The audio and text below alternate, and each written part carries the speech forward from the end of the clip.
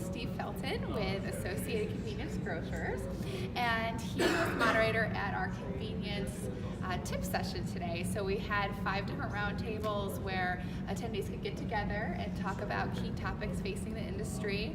And Steve, you had our hottest table around CBD and how retailers are working with this explosion within the industry. And so I guess my first question, just tell us your role at your company, and then I'll get into asking you about the topic today you talked about. Sure.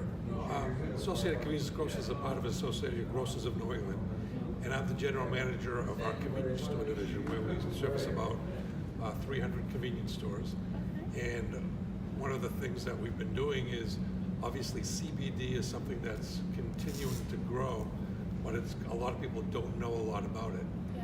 So we wanted to find out more about it and to define what would be the best products to bring into our retailers.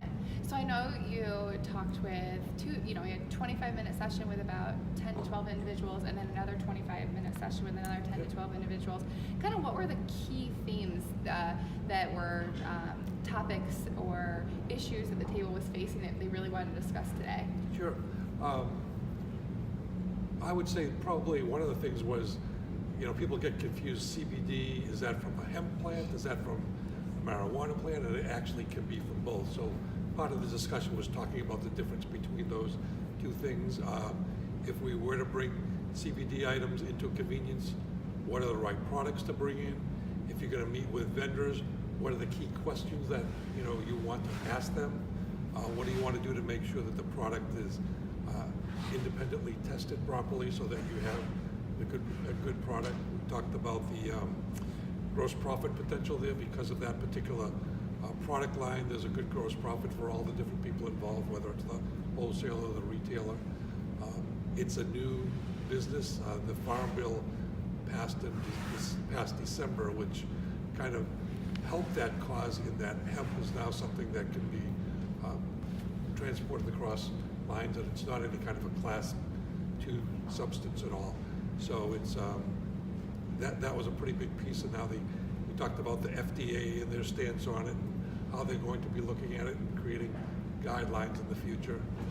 So those are just some of the topics that we discussed, and the fact that CBD is, a lot of the larger companies are going to start getting involved in it, where CBD is going to be infused into a number of different products, everything from drinks to waters to bakery items and everything else. That's a lot to cover in those 2 25-minute sessions. Did you find that at the table everyone was in consensus for what they were doing, or there were still a lot of questions between the group?